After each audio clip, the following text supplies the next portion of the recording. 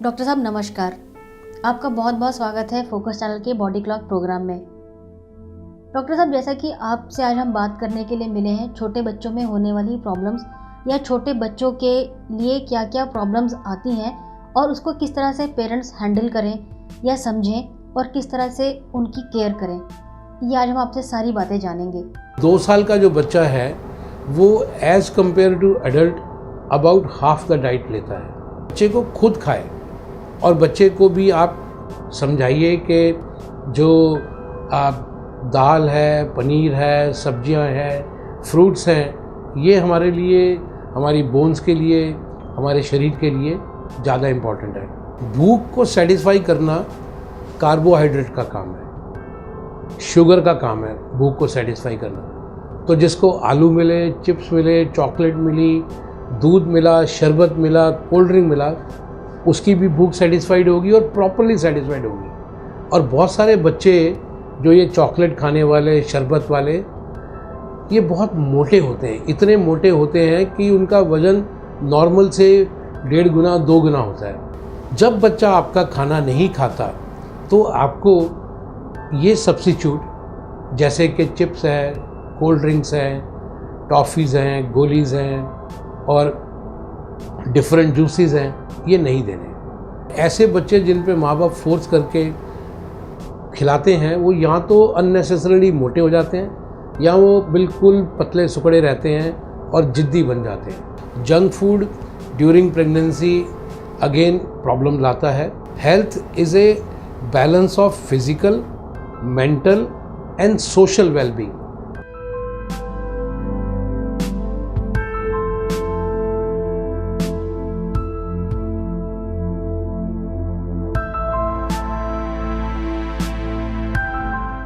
बच्चे की डाइट को लेकर के आप कितने महीने से कितने महीने के बच्चे को क्या देना है, हम इसका पैमाना कैसे मापते हैं?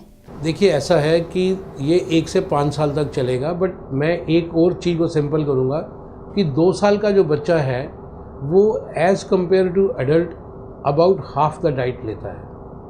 और 2 साल का बच्चा एवरेज 10 से 12 किलो का जब होता है तो उसको 1000 to 1200 किलो कैलोरीज लेनी है, जबकि एक अडल्ट 2000 से 2500 कैलोरी लेता है।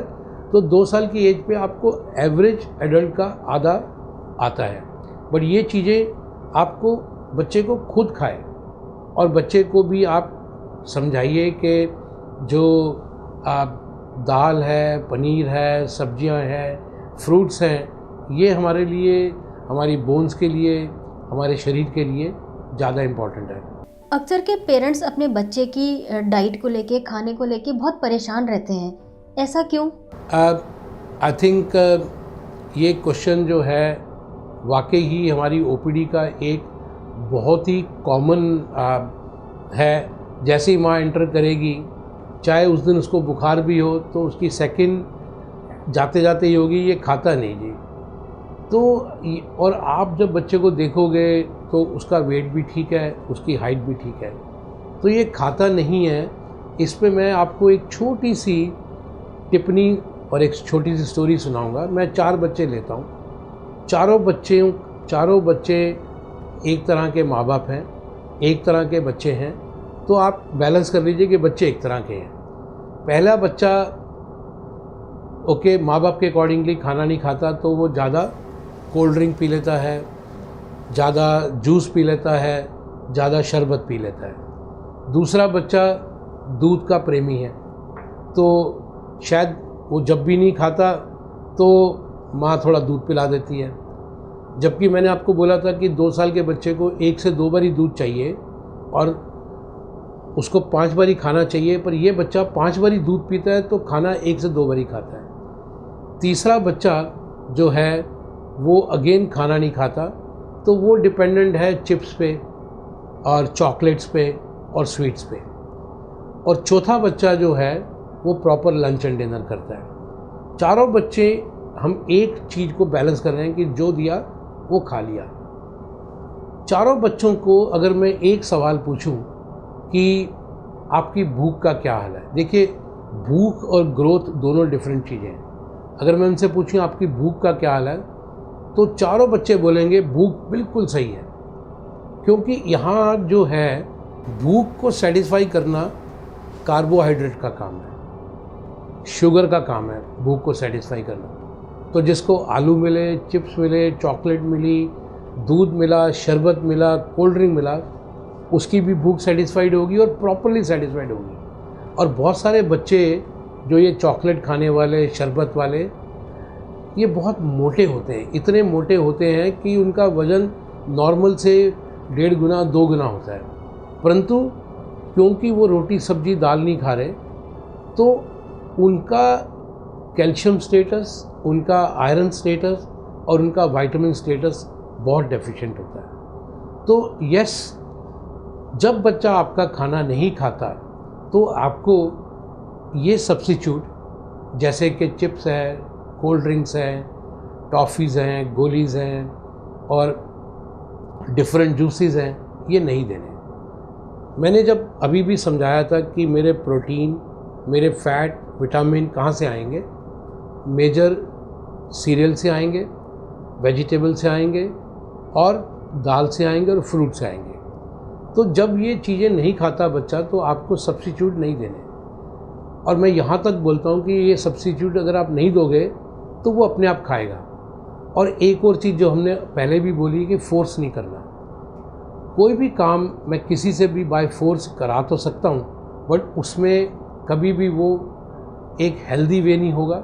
और ऐसे बच्चे जिन पे माँ बाप फोर्स करके खिलाते हैं वो या तो अननेसेसरली मोटे हो जाते हैं या वो बिल्कुल पतले सुकड़े रहते हैं और ज़िद्दी बन जाते हैं। तो बच्चे का जो स्वास्थ्य है वो स्वास्थ्य सिर्फ वज़न नहीं है, उसका स्वास्थ्य weight, height, vitamin, iron, calcium status plus उसकी एक्टिविटी है। जिन बच्चों में क्रॉनिक आयरन डेफिशिएंसी होती है, जिन बच्चों में क्रॉनिक विटामिन डी डेफिशिएंसी होती है, इनका इम्यून स्टेटस भी कम होता है और इनका मेमोरीज़ और इनका एजुकेशन भी कमी रह जाती है।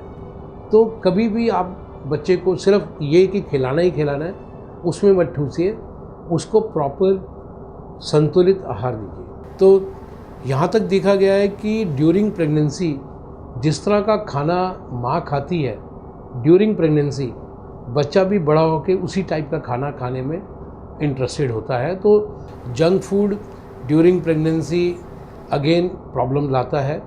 और ये एक तरह की रिसर्च आज हो रही है जो वो बहुत ही रिसर्च को मानसिक स्वभाव और मानसिक डेवलपमेंट से बहुत ज़्यादा लिंक किया जा रहा है। और बिल्कुल आने वाला टाइम, जैसे मैंने बोला, health is a balance of physical, mental and social wellbeing. Physical तो मैं सिर्फ वेट और हाइट को कह देता हूँ, मेंटल हमारा बच्चा पढ़ाई में अच्छा हो, व्यवहार में अच्छा हो, सोशल हमारा एक व्यवहार है, मैं आपसे बात कर रहा हूँ, इंटरेक्ट कर रहा हूँ, तो ये एक सोशल व्यवहार है जिसमें कि मेरे को अकॉर्डिंग टू सोसाइटी नॉर्म्स रखने हैं। तो ये तीनों चीज़ें ही एक असली हेल्थ है हमारी। देखिए, बिल्कुल मैं जैसे आपको जैसे टिप्स दिए हैं, अगर वो टिप्स वर्क नहीं कर रहे तो आपको डेफिनेटली अपने पीडियाट्रिशियंस या फिजिशियन से बच्चे को दिखाना है।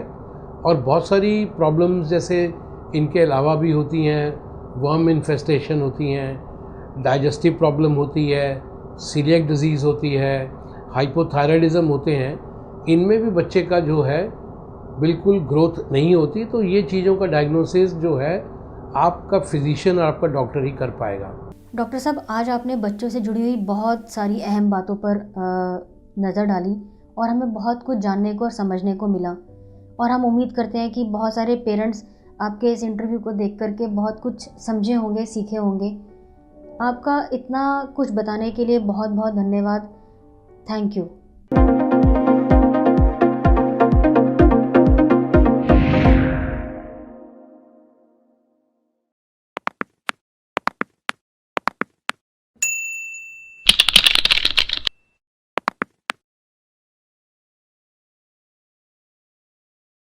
तब तक देखते रहिए फोकस चैनल का बॉडी क्लॉक प्रोग्राम और हमको सब्सक्राइब करना, शेयर करना और लाइक करना ना भूलें और बेल आइकन को ज़रूर टच करें।